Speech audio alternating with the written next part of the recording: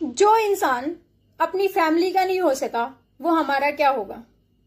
लेकिन हम भेड़ चाल चलते हैं, कहां पे बिठा देते, आपको सर पे बिठा के रखते हैं, लेकिन अब अपना इनकी पैरों की धूल के समान भी नहीं है। मैं दुष्यंत चौटाला जी को सिर्फ इतना ही बोलना चाहूंगी अपनी वीडियो के माध्यम से। वैसे ये वीडियो पहुंचे ना पहुंचे मुझे नहीं पता, लेकिन मैं इतना जरूर बोलना चाहूंगी कि जिस छोटी सी उम्र में लोगों ने आपको इतना मान आदर सम्मान दिया ना, आप उसके लायक नहीं है। नमस्ते, राम राम, सत श्री अकाल। मैं पीजे शशोरन और आज हम बात करते हैं अपनी निकम्मी सरकार के बारे में। आप सोच रहे होंगे कि मैं सरकार को निकम्मा क्यों बोल रही हूं, तो वो आप लोगों को पता ही है। अगर सरकार हमारी इतनी अच्छी होती तो आज ये जगह जगह पे किसान अपना काम छोड़ के धरने पे नहीं बैठे होते। तो मैं बात करती हूँ अभी हरियाणा के बारे में, क्योंकि मैं हरियाणा से हूं, तो मैं अभी हरियाणा के जो हालात हैं उनके बारे में बात करती हूँ। तो पहले हमारे खट्टर जी ने अपने आप को कोविड-19 घोषित कर दिया कि मुझे कोरोना है। उन्होंने बोल दिया कि मुझे कोरोना है, मैं कहीं पे जा नहीं सकता, आ नहीं सकता, अंडर कोविड-19 होना पड़ेगा मुझे। तो फिर उसके बाद मुद्दा उठता है कि अगर उन्हें कोरोना है नहीं, मतलब अगर उन्हें कोरोना था, तो सोचने वाली बात यह है कि उनके आसपास में बहुत सारे लोग रहते हैं, उनकी फैमिली, मैरिज तो उनकी चलो नहीं हुई खैर, तो साथ में और भी बहुत सारे लोग होते हैं। तो इसका मतलब पूरे हरियाणा को कोरोना हो गया, क्योंकि खट्टर साहब से जितने लोग मिलते हैं उसके बाद फिर वो और किसी से मिलते हैं, तो हमारा पूरा हरियाणा कोरोना की चपेट में आ चुका है। अगर इस उनकी निगाह से देखा जाए, तो उनके नजरिए से अगर ये चीज हम देखें तो हमारे पूरे हरियाणा को कोरोना हो जाना चाहिए, लेकिन ऐसा कुछ नहीं है, किसी को कोई कोरोना नहीं है। सिर्फ और सिर्फ किसानों का साथ न देने के लिए ये बहाना ढूंढा गया था। सेकेंडली, अभी हमारे दुष्यंत चौटाला जी बोल रहे हैं कि उनको भी कोरोना है। हालांकि उन्होंने खुद बोला कि कोई लक्षण नहीं है, बुखार नहीं है, कोई गले में दर्द नहीं है, खरांश नहीं है, कुछ भी नहीं है, उनको कोई लक्षण नहीं है, लेकिन फिर भी उनकी रिपोर्ट पॉजिटिव आई है, उन्हें कोरोना है।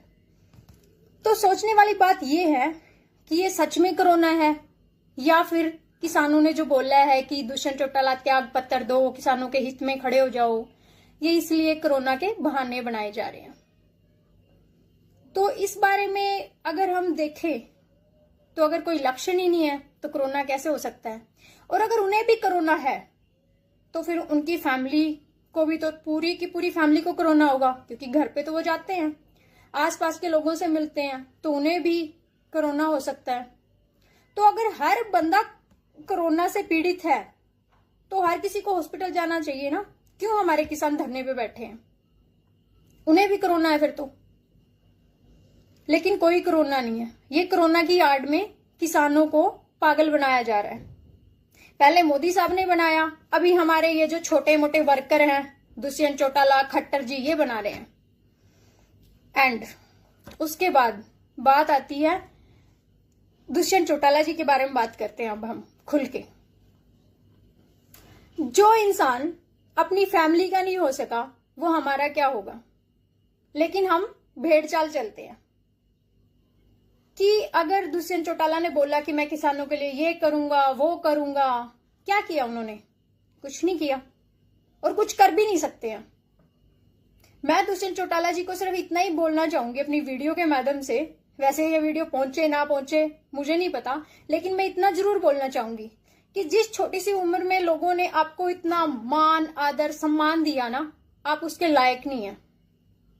अभी तो आपकी मतलब एक पहली सीढ़ी पे कदम रखा था आपने, आप बहुत कुछ कर सकते थे अगर लड़ते किसानों के लिए। आज के टाइम में अगर आप त्याग पत्र देके किसानों के साथ खड़े हो जाते ना, तो यही किसान आपको पता नहीं कहां पे लेके चले जाते, कहां पे बिठा देते, आपको सर पे बिठा के रखते ये। लेकिन अब अपना इनकी पैरों की धूल के समान भी नहीं है। आपने अपने आप को इतना गिरा लिया। इस छोटी सी उम्र में जो कांड आप कर रहे हो, जो मतलब आपने दिखाया है कि आप बोल रहे थे कि मैं किसानों के लिए लड़ जाऊंगा, वो कर जाऊंगा, क्या लड़ा? आप तो एक कोविड-19 मतलब कोरोना से नहीं लड़ पा रहे हैं, उसके लिए आपने अपने आप को अंदर बंद कर लिया। और सेकेंडली, जो किसान अपनी बात रखने के लिए गए थे, उन पे लाठीचार्ज किया गया। उन पे लाठीचार्ज करके आपको क्या मिला? वो सिर्फ वहां पे बात करने गए थे, कोई दंगा करने नहीं गए थे। और किसानों को क्या मिलेगा दंगा करके? उनके पास इतना टाइम नहीं है। आज के टाइम में उनका काम चल रहा है, खेतों में फसल आई हुई है, तो वो अपना काम करेंगे, न कि रोड जाम करेंगे। लेकिन फिर भी उनसे रोड जाम करवाया जा रहा है। क्यों? क्योंकि हमारी सरकार निकम्मी है और वो चाहती है कि लोग रोडों पे बैठे। आप उन्हें घरों में क्या बिठाओगे? आपने तो रोड पे बिठा दिया उनको, क्योंकि आप कुछ कर नहीं रहे उनके लिए।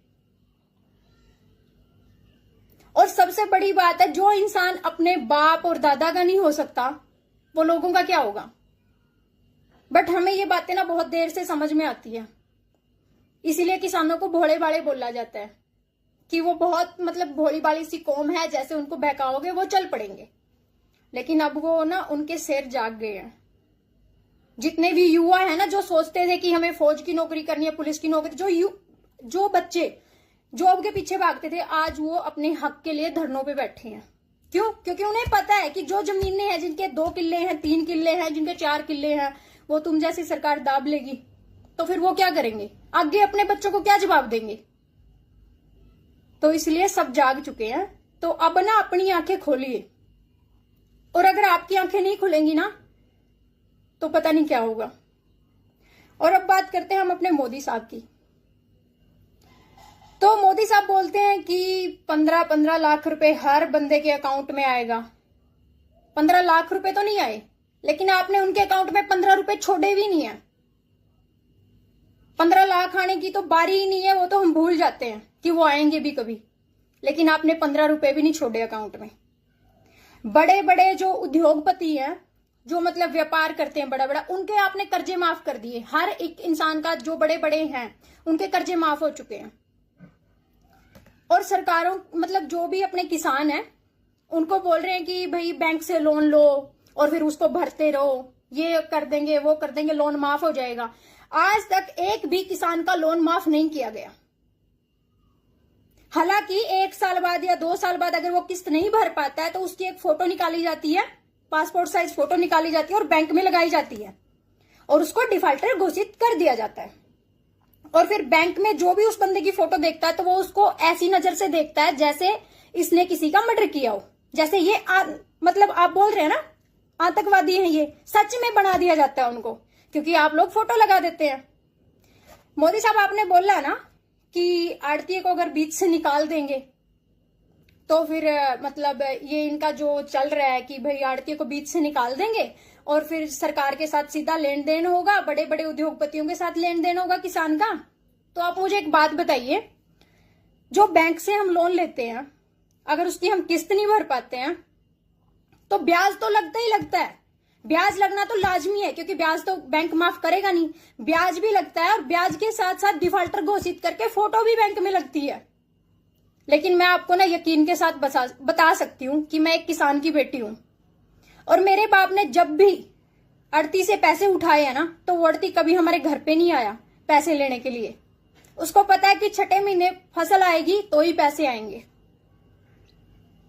और उसने कभी भी मेरे जितने भी मेरे दादे, चाचे, ताऊ, जितने भी मेरे गांव के बंदे, मैंने जिसको भी देखा है, आज तक मैंने कभी आड़ती की दुकान पे उनकी फोटो लगी नहीं देखी, कभी उनकी बदनामी होते हुए नहीं देखी।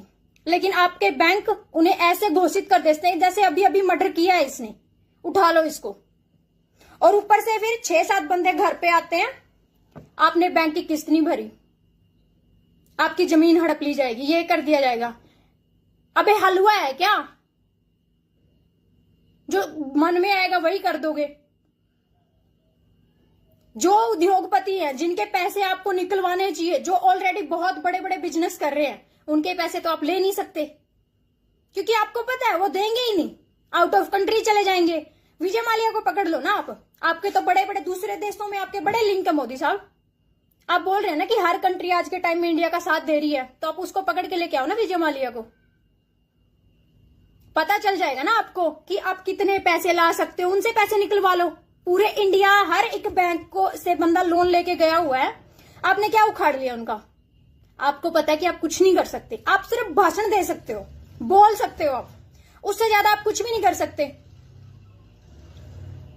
मैं लिख के दे सकती हूँ, बीजेपी सरकार से निकम्मी सरकार ना कभी आई है और ना कभी आएगी, और आगे कभी उम्मीद भी मत करना कि आपकी सरकार आएगी।